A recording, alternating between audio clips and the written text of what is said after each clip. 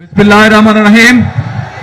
মঞ্চে উপস্থিত নেতৃবৃন্দ, আমার সামনে উপস্থিত মুরব্বীবর্গ, এলাকাবাসী ভাইয়েরা, উপস্থিত মা বোনেরা, দলীয় নেতৃবৃন্দ এবং কর্মীরা, আসসালামু আলাইকুম। কেমন আছেন আপনারা? আলহামদুলিল্লাহ।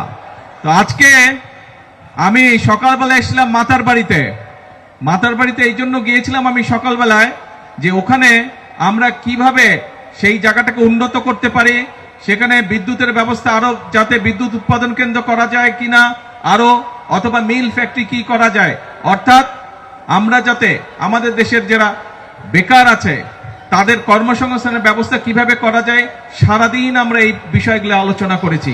শুধু তাই নয়, এই যে আপনারা যে এই যে নির্বাচিত করেছেন, বিএনপি সরকারকে যে নির্বাচিত করেছেন, এই বিএনপি সরকার কিন্তু আপনাদের সরকার, এবং সেজন্যই আপনারা খেয়াল করে দেখেছেন যে আমরা নির্বাচনের আগে আমরা দেশের মানুষকে কতগুলো প্রতিশ্রুতি দিয়েছিলাম। কি ছিল সেই প্রতিশ্রুতিগুলো? ছিল আমাদের যে আমরা এই দেশের নারীদের অবস্থার পরিবর্তন করতে চাই, তাদেরকে আমরা আত্মনির্ভরশীল করতে চাই। সেই জন্যই কিন্তু আমরা ফ্যামিলি কার্ডের কথা বলেছিলাম, এবং আপনারা দেখেছেন যে ফ্যামিলি কার্ডের কাজ সরকার গঠন করার সাথে সাথে আমরা সেই ফ্যামিলি কার্ডের কাজ শুরু করেছিলাম। একই সাথে আমরা বলেছি যে আমরা কৃষক ভাইদের জন্য সহযোগিতা করার জন্য আমরা কৃষক কার্ড দেব কৃষক ভাইদের জন্য, সেই কাজটি আমরা শুরু করেছিলাম। আমরা নির্বাচনের আগে দেশের মানুষের কাছে আমরা ওয়াদা করেছিলাম যে আমরা যদি সরকার গঠন করতে পারি আল্লাহর রহমতে, দেশের মানুষের সহযোগিতায় সমর্থনে, তাহলে আমরা সারা বাংলাদেশে যে যাদের কৃষি ঋণ, কৃষক ভাই যারা আছে যাদের কৃষি ঋণ 10,000 টাকা পর্যন্ত আছে, তাদের 10,000 টাকা পর্যন্ত কৃষি ঋণ সহ সুদ সহ আমরা মওকুফ করব।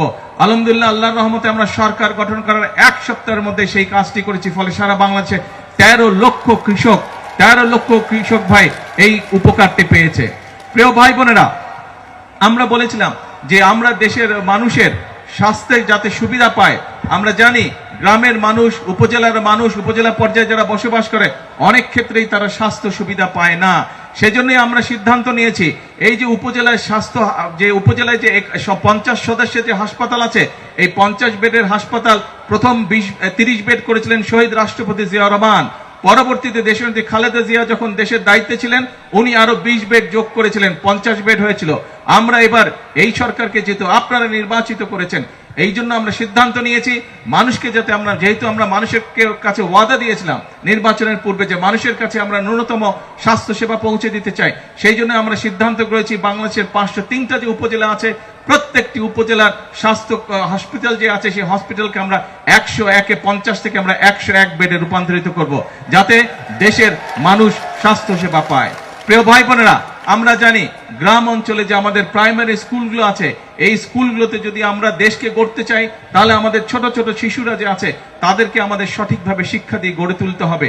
এবং সেই জন্যই আমরা জানি যে বহু শিশু আছে যারা স্কুলে হয়তো যায় ঠিকই, কিন্তু নতুন জামা বা স্কুলের জন্য যে জামা কাপড় দরকার সেটি তাদের বাবা মা হয়তো কিনে দিতে পারে না।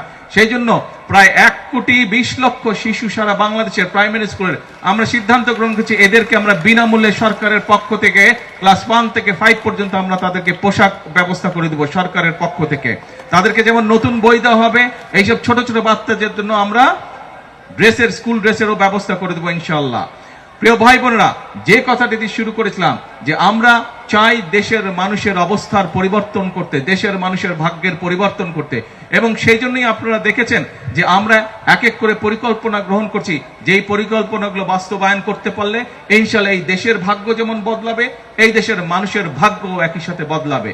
কিন্তু দেশের জন্য কাজ করতে গিয়ে, দেশের মানুষের জন্য কাজ করতে গিয়ে আমরা দেখছি কিছু সংখ্যক মানুষ আছে, এই বাংলাদেশে কতগুলো রাজনৈতিক দল আছে, আমরা দেখছি যে তারা রাজপথে বিশৃঙ্খলা সৃষ্টির চেষ্টা করছে। যেভাবে তারা স্বাধীনতা যুদ্ধের বিরোধিতা করেছিল, যেভাবে তারা 86 সালে এই চট্টগ্রামে সেই মাটি যেখানে স্বৈরাচার বলেছিল যে যারা নির্বাচনে যাবে তারা জাতীয় বেঈমান হবে, কিন্তু সেই স্বৈরাচার ঢাকায় ফিরে গিয়ে সেই নির্বাচনে আরেক স্বৈরাচারের অধীনে অংশগ্রহণ করেছিল, এবং তাদের সাথে একটি গুপ্ত বাহিনী তাদের সাথে সেদিন নির্বাচনে জাতীয় বেঈমান হিসেবে আখ্যায়িত হয়েছিল, একই সাথে তাদের সাথে নির্বাচনে অংশগ্রহণ করার মাধ্যমে। এই গুপ্ত বাহিনীকে আমরা আবারও পরবর্তীতে দেখেছি যে 96 সালে আবার দেশের মানুষের সাথে গাদ্দারি করে তারা আবার স্বৈরাচারের সাথে হাত মিলিয়েছিল, গণতন্ত্রের বিপক্ষে তারা অবস্থান করেছিল। প্রিয় ভাই বোনেরা, আজকে আবারও এই গুপ্ত বাহিনীদেরকে আমরা দেখছি যে তারা মানুষকে বিভ্রান্ত করছে, মানুষের সঙ্গে মিথ্যা কথা বলছে, তারা বিশৃঙ্খলা তৈরির চেষ্টা করছে। প্রিয় ভাই বোনেরা, আপনারা চট্টগ্রামের মানুষ, এই চট্টগ্রামে দেশি বিদেশি বহু মানুষের বিনিয়োগের কলকারখানা আছে। আপনারা খুব ভালো করেই জানেন, আপনাদের এই চট্টগ্রামের মানুষ ব্যবসার সাথে বিভিন্নভাবে ব্যবসার সাথে জড়িত, বিভিন্ন ধরনের ব্যবসাতে চট্টগ্রামের মানুষ দেশের অন্য অন্য জায়গার তুলনায় তুলনামূলকভাবে বেশি মানুষ এখানে ব্যবসা বাণিজ্য করে। কাজে যেহেতু আপনারা ব্যবসা বাণিজ্য করেন, আপনারা জানেন যে ব্যবসা করতে হলে একটি শান্তিপূর্ণ পরিবেশ দরকার। কারণ শান্তিপূর্ণ পরিবেশ হলে ব্যবসায়ীরা ভালোভাবে কাজ করতে পারে, সেটি দেশি হোক বিদেশি হোক, ব্যবসায়ীরা বিনিয়োগ করতে পারে। এবং যদি দেশে শিল্প কারখানা গড়ে উঠে, ব্যবসা সম্প্রসারিত হয়, তাহলে আমার দেশের সন্তানেরা সেখানে কর্মসংস্থানের ব্যবস্থা করতে পারবে, আমার দেশের নারীরা সেখানে কর্মসংস্থানের ব্যবস্থা করতে পারবে। ফলে দেশের মানুষের আয় উন্নতি বাড়বে, দেশের মানুষের ভাগ্যের চাকা আস্তে আস্তে পরিবর্তিত হবে। কিন্তু আমরা দেখছি যে একটি রাজনৈতিক দল বিভিন্নভাবে বিশৃঙ্খলা করার চেষ্টা করছে। আমরা জানি বিগত স্বৈরাচার ফ্যাসিবাদের সময় বাংলাদেশের গ্যাস, বিদ্যুৎ এইসব নিয়ে তারা বিভিন্ন রকম পরিকল্পনা করেছে, যেই পরিকল্পনা মানুষের কাজে আসে নাই, যেই পরিকল্পনা ভালো ছিল না দেশের জন্য, কাউকে হয়তো বিশেষ সুবিধা দেওয়ার জন্য তাদের পক্ষে পরিকল্পনা গ্রহণ করেছিল। আমরা এই পরিকল্পনাগুলোর উপর তাদের এই যে অপরিকল্পিত পরিকল্পনা ছিল, অপরিকল্পিত পরিকল্পনাগুলোর জন্য আমরা কাজ করছি এবং ইনশাআল্লাহ শীঘ্রই আমরা বাংলাদেশের জাতীয় সংসদে আমরা সারা দেশের মানুষের কাছে উপস্থাপন করব যে আগামী 10 বছর আমাদের বিদ্যুৎ ব্যবস্থা, আমাদের গ্যাস ব্যবস্থা কি হবে, যাতে করে ব্যবসায়ীরা বিনিয়োগ করতে পারে, ব্যবসায়ীরা যাতে করে আশ্বস্ত হতে পারে এই দেশে বিদ্যুৎ গ্যাস সবকিছু থাকবে। কিন্তু মানুষকে বিভ্রান্ত করে বিশৃঙ্খলা সৃষ্টির চেষ্টা করছে একটি রাজনৈতিক দল। প্রিয় ভাই বোনেরা, আমরা যেখানে প্রতিদিন পরিশ্রম করছি দেশের মানুষের ভাগ্যের পরিবর্তনের জন্য, আমরা যেখানে প্রতিদিন পরিশ্রম করছি দেশের ভাগ্যের পরিবর্তনের জন্য, কিছু সংখ্যক লোক বিশৃঙ্খলা সৃষ্টি করছে। আপনারা 12 তারিখের নির্বাচনে বিএনপিকে সমর্থন দিয়েছিলেন, কারণ বাংলাদেশের অধিকাংশ মানুষ বিএনপিকে সমর্থন দিয়েছিল। কারণ বাংলাদেশের মানুষ জানে এই দেশে যদি মানুষের ভাগ্যের উন্নয়নের জন্য কেউ রাজনীতি করে থাকে, সেটি একমাত্র শহীদ জিয়ার দল বাংলাদেশ জাতীয়তাবাদী দল রাজনীতি করেছে।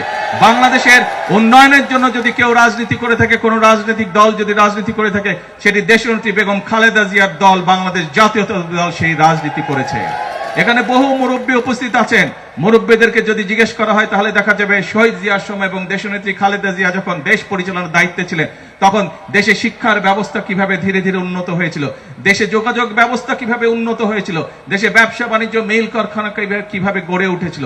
আজকে আবারও আপনাদের সেই প্রিয় দল বাংলাদেশ জাতীয়তাবাদী দলকে আপনারা দেশ পরিচালনার দায়িত্ব দিয়েছেন, কিন্তু কিছু সংখ্যক রাজনৈতিক দল তারা বিভ্রান্তি ছড়িয়ে সেই কাজগুলোতে বাধাগ্রস্ত করার চেষ্টা করছে। প্রিয় ভাই বোনেরা, আজ আমাদেরকে সিদ্ধান্ত নিতে হবে, আজকে আমাদেরকে সিদ্ধান্ত নিতে হবে বাংলাদেশের সকল গণতান্ত্রিকামী মানুষ যারা গণতন্ত্রে বিশ্বাস করে, যারা কথা বলার স্বাধীনতা বিশ্বাস করে, প্রত্যেকটি মানুষকে আজকে সিদ্ধান্ত নিতে হবে যে এই বিশৃঙ্খলাকারী যারা রাজপথে এসে রাজপথ বন্ধ করে দিতে চায়, যারা মানুষকে বিভ্রান্ত করতে চায়, তাদের বিরুদ্ধে কি ব্যবস্থা আমরা গ্রহণ করব, এইটি আজকে বাংলাদেশের মানুষকে সিদ্ধান্ত নিতে হবে। আর বাংলাদেশের মানুষের ভাগ্য নিয়ে ছিনিমিনি খেলতে দেওয়া যাবে না, দেশের ভাগ্য নিয়ে আর ছিনিমিনি খেলতে দেওয়া যাবে না। এখন সময় হচ্ছে দেশ গড়ার সময়, এখন সময় হচ্ছে জাতির ভাগ্য গঠনের সময়। কাজে আমাদের 20 কোটি মানুষের 40 কোটি হাতকে আজকে শ্রমিকের হাতে রূপান্তরিত করতে হবে, আমাদের দেশকে সামনের একদিনে এগিয়ে নিয়ে যেতে হবে। পৃথিবীর বহু দেশ আছে যেই দেশগুলো আমাদের মতন আমাদের সাথেই স্বাধীন হয়েছিল, কিন্তু সেই দেশগুলো আজকে অনেক এগিয়ে চলে গেছে, কিন্তু বিভিন্ন চড়াই উতরাই পেরিয়েও আমরা সেই জায়গায় পৌঁছতে পারিনি। আজ আমাদেরকে সিদ্ধান্ত নিতে হবে যে আমরা দেশের উন্নয়নে, মানুষের ভাগ্যের উন্নয়নে আজ আর কোনো বাধা মানব না। আজ আপনারা দেখেছেন যে এখানে সামান্য কয়েকজন মানুষকে আমরা দলের পক্ষ থেকে এবং সরকারের পক্ষ থেকে আমরা চেষ্টা করেছি সহযোগিতা করার জন্য, ঠিক যেভাবে আমরা চেষ্টা করছি যে মা বোনদের পাশে ফ্যামিলি কার্ড দিয়ে তাদেরকে সহযোগিতা করার জন্য, কৃষক ভাইদেরকে কৃষি কার্ড দেওয়ার মাধ্যমে সহযোগিতা করার জন্য। কারণ প্রথমে যেই কথাটি বলেছি যে বিএনপি হচ্ছে সেই দল যেই দল দেশের জন্য রাজনীতি করে। বিএনপি হচ্ছে সেই দল যেই দল দেশের মানুষের জন্য রাজনীতি করে। কারণ সকল সময় বিএনপির প্রত্যেকটি নেতাকর্মী একটি কথা বলে থাকে যে আমাদের সকল রাজনৈতিক ক্ষমতার উৎস হচ্ছে বাংলাদেশের জনগণ। কাজেই জনগণের সমর্থন যেহেতু বিএনপির পক্ষে আছে, জনগণ যেহেতু বিএনপিকে সমর্থন দিয়েছে, জনগণ যেহেতু বিএনপির 31 দফাকে রায় দিয়েছে, সেই 31 দফার বাস্তবায়ন করাই হচ্ছে এখন আমাদের মূল পবিত্র দায়িত্ব। কারণ জনগণ যখন 31 দফার পক্ষে রায় দিয়ে দিয়েছে, এটি আর তখন 31 দফা বিএনপির নয়, এই 31 দফা হচ্ছে জনগণের দফা। কাজে জনগণের দফা পূরণ করার জন্য, জনগণের দফা বাস্তবায়ন করার জন্য বিএনপি সকল প্রতিবন্ধকতা মোকাবেলা করে বিএনপি সামনের দিকে দেশকে এগিয়ে নিয়ে যাবে। বিএনপি দেশের মানুষের ভাগ্যের পরিবর্তন, দেশের ভাগ্যের পরিবর্তনের জন্য কাজ করে যাবে।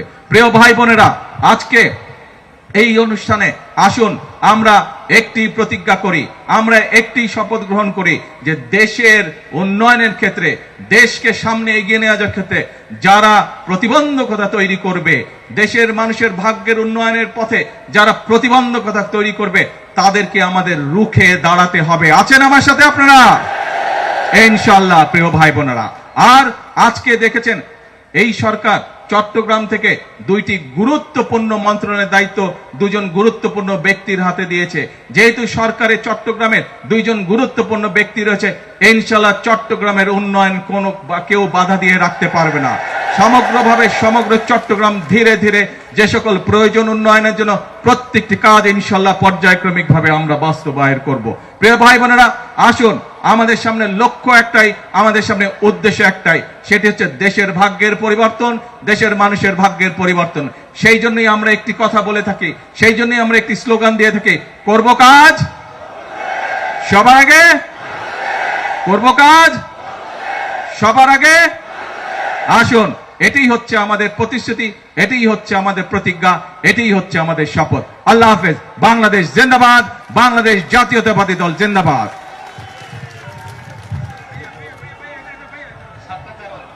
এটা সাথে একটা